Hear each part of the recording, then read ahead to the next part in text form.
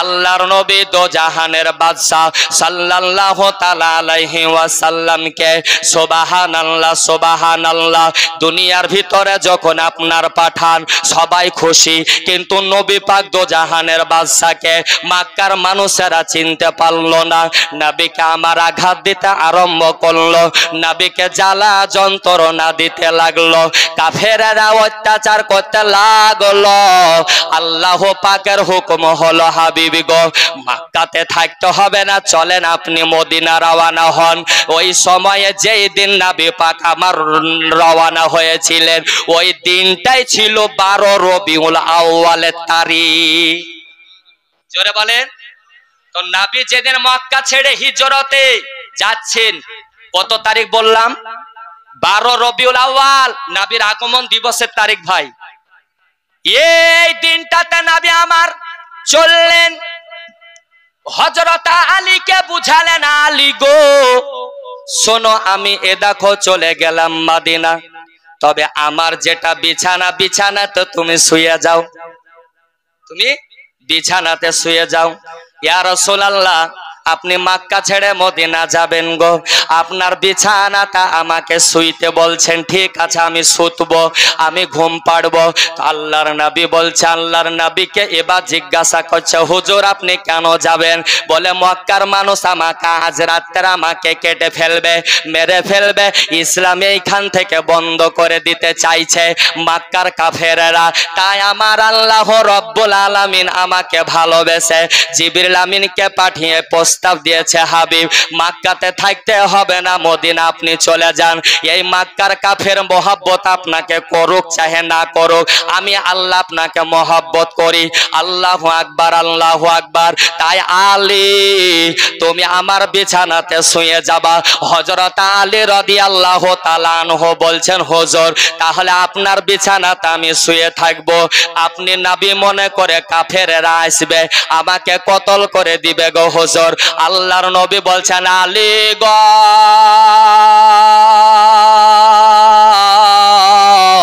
আমি তোমাকে বলছি, আলী শোনো, তুমি আগামী কালকে মক্কা ছেড়ে মদিনা তুমি যাবার জন্য রওনা হবা। হযরত আলী রাদিয়াল্লাহু তাআলা আনহুর মনে এবারে সুবহানাল্লাহ অঙ্ক খেলে গেছে, চিন্তা ভাবনা আলাদা হয়ে গেছে। আল্লাহর নবী বলছেন বিছানাতে শুইতে, কাফেররা নবী মনে করে আমাকে কতল করবে, কিন্তু নবী বললেন আগামী কালকে সকাল বেলাতে তুমি আমার মদিনা রওনা হবা। আলীর মনে এবার চিন্তা হয়ে গেছে এটাই যে সারা মক্কার সমস্ত কাফের যদি চায় যে আমার আলীকে শহীদ করে দিব, আমার আলীর কিছু হবে না। জোরে বলেন হবে না। তার কারণ নবী পাক বলেছেন তুমি রওনা হয়ে যাবা, আর নবীর কথা মিথ্যা হবে। সারা দুনিয়ার সমস্ত কথা ভেজাল হতে পারে, কিন্তু নবীর কথা ত্রুটি হবে না। আলী শুয়ে গেলেন, আলী রাতের বেলাতে শুয়ে আছে, কাফেররা নবী মনে করে মারতে যাবে। এই কাপুরুষের মতো মুখের চাদরকে তুলে মারবি কেন রে? চাদর ঢাকা আছে, ওপরে কেন আঘাত করবি? তরবারির কাপড়টা তোল, এতজন সৈন্য বাহিনী আছে, তোল, কাপড় তুলে চাদরটাকে উঠিয়ে কতল করা হবে। আহারে যেমনই চাদরকে তুলছে তো দেখছে আল্লাহর দেওয়া শেরে খোদা ডাগর ডাগর চোখ বাহির করে তাকাচ্ছে। পিলহাই চমকে গেল, ও আলী! যে আলী একবার হাত মেরেছে তো 40,000 সৈন্য ময়দান ছেড়ে পালিয়ে গেছে। জোরে বলেন।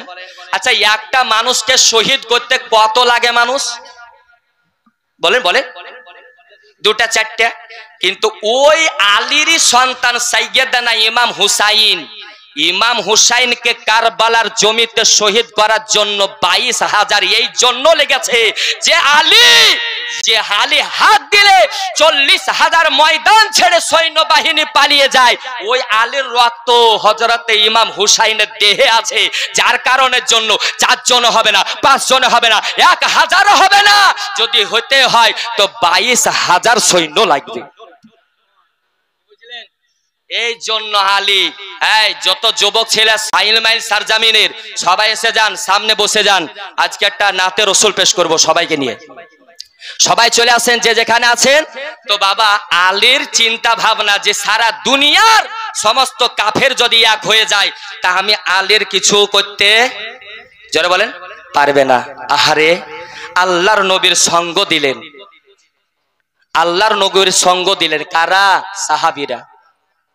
এই সাহাবীর মধ্যে এমন একটা শ্রেষ্ঠ সাহাবী, যেই সাহাবীর নাম হলো হযরতে আবু বকর। কি নাম?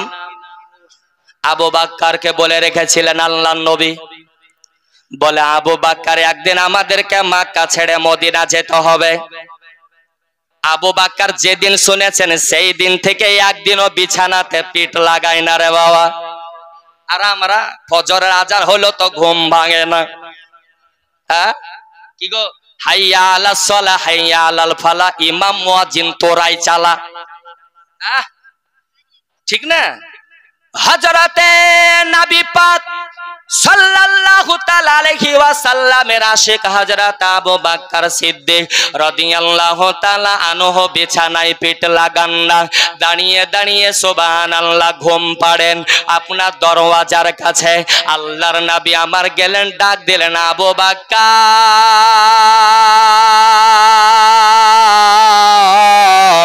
আবু বকর তাড়াতাড়ি দরজাকে খুলে দিলেন। আবু বকর তুমি কি ঘুমাও না?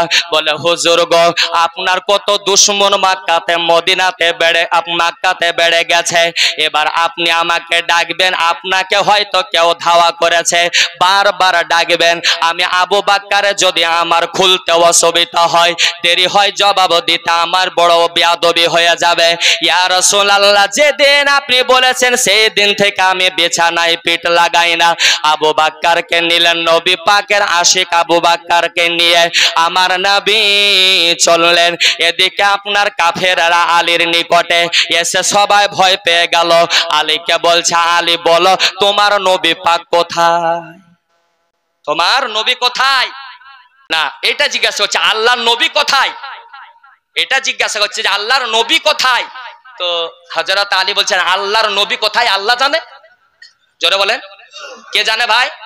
তো জোরে বলেন, আল্লাহ জানে। আল্লাহকে জিজ্ঞাসা করো গা। একজন ব্যক্তি বলল, এই দেখো এইখান থেকে ছেড়ে নবী পাক কিছুক্ষণ হলো মদিনার দিকে রওনা হয়ে গেছে, যদি রাস্তাতে যাও তা নবীকে পেলে পারে কতল করা সুযোগ আছে, মদিনার যেতে পারবে না।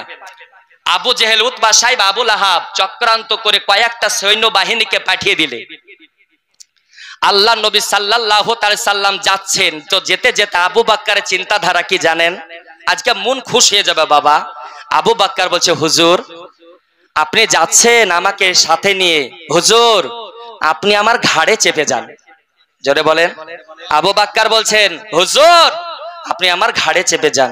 আহারে, আল্লাহর নবী সাল্লাল্লাহু তাআলা আলাইহি ওয়াসাল্লাম হযরত আবু বকরকে বলছেন আমি ঘাড়ে কেন চাপবো বলো? আবু বকর বলেন, হুজুর গো, চারিদিকে আপনার দুশমনরা বেড়ে আছে, যদি দূর থেকে দেখতে পাই তো বলবা ওখানে দুইজন আছে, একজন হলো আবু বকর, একজন হলো নবী। তাই আপনি যদি আমার ঘাড়ে চেপে যান দূর থেকে লাগবে একটাই মানুষ। হযরত আবু বকর সিদ্দিক নিজের ঘাড়ের উপর আল্লাহর নবীকে চাপিয়ে নিয়েছেন। ডান সাইডে ডান কদম মোবারক ঝুলছে, বাম পাশে বাম কদম মোবারক ঝুলছে। হযরত আবু বকর সিদ্দিক রাদিয়াল্লাহু তাআলা আনহু একবার ডান কদম চুমছে, একবার বাম কদম চুম্বন দিচ্ছে। আল্লাহর নবী বলছেন, আবু বকর তুমি একবার ডান কদম চুমছো, একবার বাম কদম চুমছো কেন বলো? খুতবাতে রাব্বানি কিতাবের মধ্যে এই ওয়াকিয়াটা দিয়েছে। হযরত আবু বকর বলছেন, ইয়া রাসূলুল্লাহ, আল্লাহ আপনাকে দাওয়াত দিয়েছে তাই আপনি গিয়েছেন, আপনি মেরাজ করেছেন, আল্লাহর সঙ্গে দিদার করেছেন, আমাদের জন্য নামাজ রোজা নিয়ে এসেছেন, আমরা নামাজ পড়ব, নামাজে মেরাজ করব, এ হলো আলাদা। আর আপনার কদম চুম্বন দিয়ে আমি আবু বকর মেরাজ করছি।